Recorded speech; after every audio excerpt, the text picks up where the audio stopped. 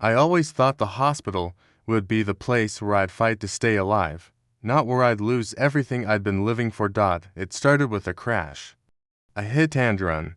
I was driving home from work late one rainy evening, exhausted after pulling double shifts. The next thing I remember is waking up 2 days later in a sterile room.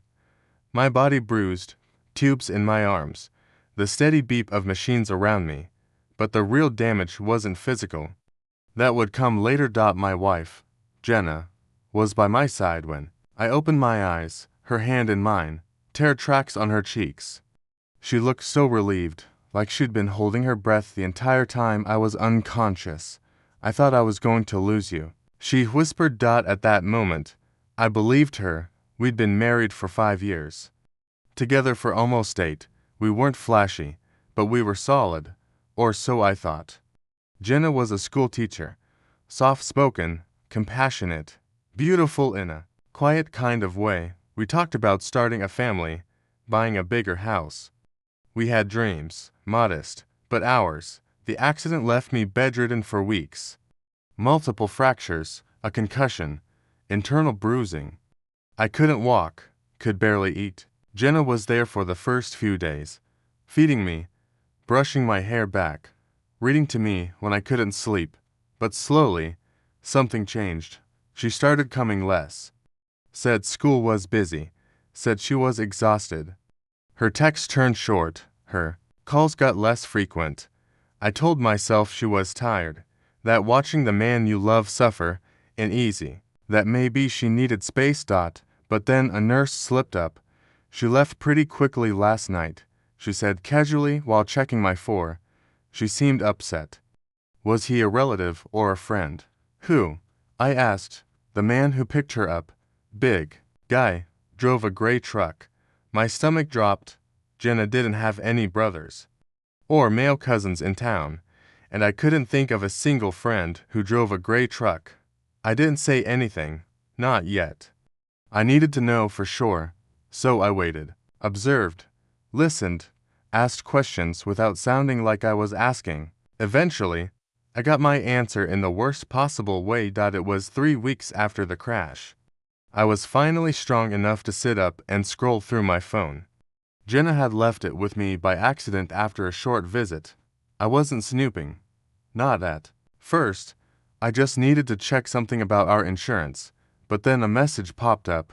Can't wait to see you tonight. I'll bring wine. He'll never know. From someone named Ben.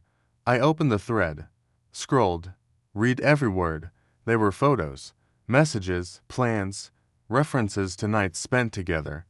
Some while I was in surgery, others while I was recovering and asking for her. One message hit harder than the rest. I'm tired of pretending. What if he doesn't make it? Would that make this easier? I couldn't breathe. The woman who cried at my bedside was also praying, even hoping, that I might die, just so she wouldn't have to carry the guilt of what she was doing behind my back. I felt sick, broken, like the crash had shattered more than my bones. It had shattered the person I thought I knew best. When she came back that evening, I was silent. I let her sit. Let her ask me how I was feeling. I waited until her hand touched mine, just like that first day. Then I said, calmly, "How's Ben?" Her eyes widened. Her lips trembled. She didn't deny it. "Please," she whispered. "I didn't mean for it to happen. I was scared. I thought you might not survive and I was lonely." I interrupted, grieving, or just impatient. She started to cry. The same tears she cried when she thought I was dying. But this time, I wasn't moved. I told her to leave. Told her I wanted space. Told her I'd be filing for divorce once I was out of the hospital. She tried to argue, said it was a mistake, that she didn't know how to cope with the trauma, that she was weak, that it was only physical. But cheating while your husband is fighting for his life, that's not weakness, that's character. The weeks that followed were the hardest of my life. I couldn't walk. I couldn't work. And now, I had no wife to go home to. I moved in with my sister temporarily. She helped me recover physically. Therapy helped with the rest. There were nights I stared at the ceiling, asking myself where I went wrong. Was I too distant before the crasher that I ignore red flags? Did I love too much, or too blindly?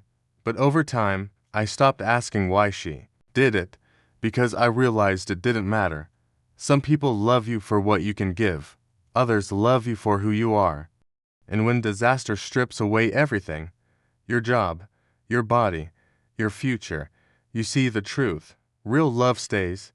Temporary love finds the exit. Now, 2 years later, I walk without a cane. I work again. I live in a new city. I'm dating someone kind. Someone who stood by her own father when he had cancer and never once looked for an escape. Jenna. She tried to reach out. Sent a letter. Said she regretted everything. Said she missed the man who once held her hand through every storm. But I never replied, because when someone betrays you at your weakest, you don't invite them back into your strength.